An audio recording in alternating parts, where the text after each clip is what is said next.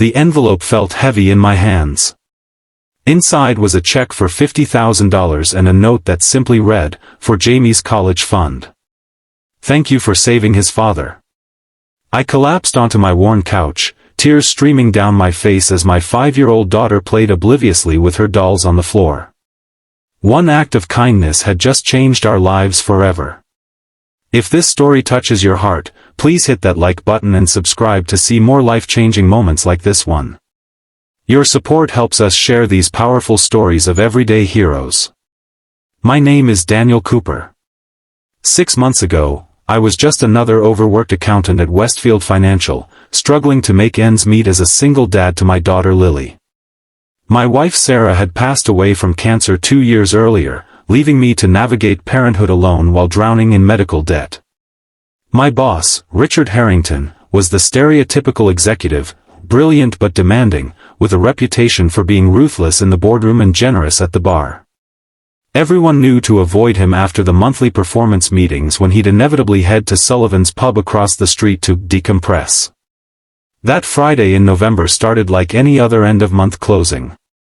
The office was tense, numbers weren't adding up, and Richard was in rare form, berating the team for discrepancies that weren't our fault. By 7 p.m., most had escaped, but I stayed behind, desperately trying to reconcile a particularly stubborn account. "Cooper. Still here?" Richard's voice boomed from his office doorway. His tie was loosened, and he swayed slightly. "Just finishing up, sir," I replied, not looking up from my screen. "Good man. Dedicated. Unlike some of these other." He trailed off, gesturing vaguely toward the empty desks. "I'm heading to Sullivan's. Care to join?" It wasn't really a question. In Richard's world, invitations were commands. I thought of Lily waiting at the after-school program, already the last child there, but I also thought of my precarious financial situation and the promotion I desperately needed. "Just one quick drink, sir," I conceded. One drink turned into many, for him, not me. I nursed a single beer while watching Richard become increasingly incoherent. When he finally slumped forward, I knew it was time to intervene. "Sir, I think we should get you home," I said, gently taking his arm. "I'm fine," he protested, but allowed me to guide him outside. "Keys," I demanded, holding out my hand. Surprisingly, he surrendered them without argument. I helped him into his luxury sedan, called the after-school program to explain my situation, and began the drive to his suburban mansion, following directions from his slurred speech. The entire way, Richard alternated between aggressive rants about work and moments of surprising vulnerability. "You know, Cooper," he mumbled at one point, "everyone thinks I have it all figured out. Big house, beautiful wife, successful career. But some days I feel like I'm drowning too." I didn't know how to respond, so I just kept driving. When we pulled into his circular driveway, a woman appeared at the front door, elegant, concerned, and clearly used to these situations. This was Catherine Harrington, Richard's wife, whom I'd only seen in company photos. "Again?" she sighed, helping me get Richard inside. "I'm so sorry about this." "It's no problem," I lied, thinking of Lily waiting for me. Once we'd settled Richard on the couch, Catherine insisted on making me coffee before I drove home. In her immaculate kitchen, she asked questions about me, real questions, not the superficial small talk of company parties. When I mentioned being a single dad, her expression changed. "Richard never told me," she said softly. "How old is your child?" "Lily's 5, I replied, pulling out my phone to show her a picture. "Smart as a whip and twice as stubborn." Catherine smiled, but there was sadness in her eyes. "We have a son, Jamie. He's at college now. Richard missed so much of his childhood working those late nights." As I prepared to leave, Catherine asked for my address to send a thank you gift. I politely declined, but she insisted, and I was too exhausted to argue. The next morning was Saturday, and Lily and I were enjoying our weekly pancake breakfast when the doorbell rang. On my doorstep stood Catherine Harrington, holding a gift basket. "I hope I'm not intruding," she said, "but I wanted to thank you properly." The basket contained gourmet foods, a bottle of wine, and, most touchingly, a stuffed unicorn for Lily, who immediately fell in love with it. Catherine's eyes took in our small apartment, the faded furniture, the water stain on the ceiling, the stack of medical bills I'd been working through on the coffee table. But there was no judgment in her gaze, only thoughtfulness. "Would you and Lily like to come over for dinner tonight?" she asked suddenly. "Richard is away at a golf weekend, and I'd enjoy the company."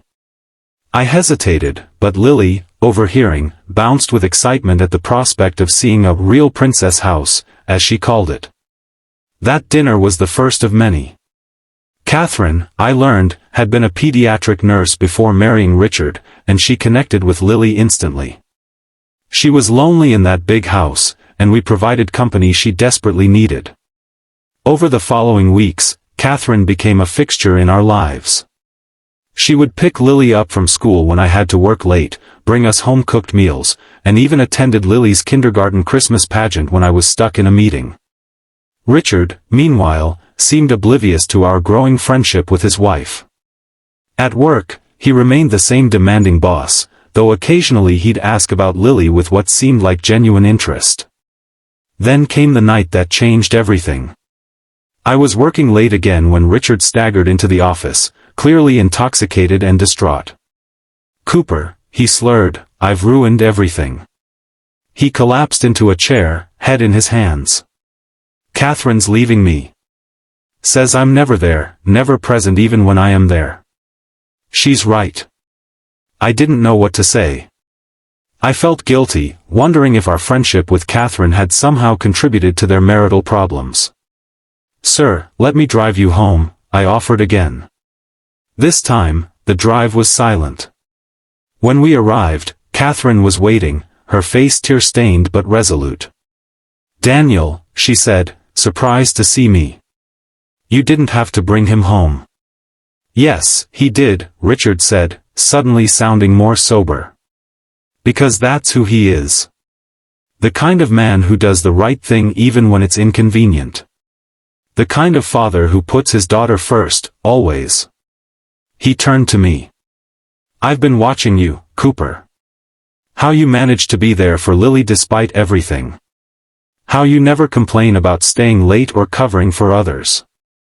How you've been paying off those medical bills a little at a time." I froze, uncomfortable with his sudden insight into my personal struggles. "Richard," Catherine warned, "this isn't the time." "It's exactly the time," he insisted. "Daniel, I've been a fool. Chasing success while neglecting what matters. Catherine showed me your wife's obituary, told me about your situation. Why didn't you ever ask for help?" "It wasn't your problem," I said simply. The next day, Richard didn't come to the office. Instead, I received a call from HR about a special hardship grant the company occasionally awarded to employees. They needed my banking information. When I got home that evening, Catherine was waiting outside my apartment. "He's trying," she said. "For the first time in years, he's really trying. He's taking a leave of absence, going to counseling, reconnecting with Jamie." She handed me an envelope. "This is from both of us. Not charity, you earned it by being the man Richard forgot how to be." Inside was the check and note that had me breaking down on my couch. In the months that followed, everything changed. Richard returned to work a different man, still demanding excellence but with a newfound respect for work-life balance. He created a company foundation to help employees facing medical hardships. Catherine started volunteering at Lily's school. And me? The money cleared my debts and established a real future for Lily. But the true gift was the family we gained. Richard and Catherine became the support system we'd been missing since Sarah died. Last weekend, we all attended Jamie's college graduation together. As I watched Lily sitting between Catherine and Richard, chattering excitedly about the ceremony, I realized how one moment of basic human decency, driving home a drunk boss instead of leaving him to fend for himself, had rippled outward to heal not just my broken family, but theirs too. Sometimes the smallest acts of kindness return to us in ways we could never imagine. And sometimes the people we least expect to understand our struggles are the ones waiting to help us carry our burdens. If there's one thing I've learned from all this, it's that compassion costs nothing but can be worth everything. So the next time you have a chance to help someone, even if it's inconvenient, even if they haven't always been kind to you, take it. You never know how that one act might change not just their life, but yours too. If this story touched your heart, please don't forget to like this video and subscribe to our channel for more inspiring real-life stories. Your support helps us continue sharing these powerful moments that remind us all of our shared humanity. Leave a comment below sharing a time when an act of kindness changed your life. We'd love to hear your stories too.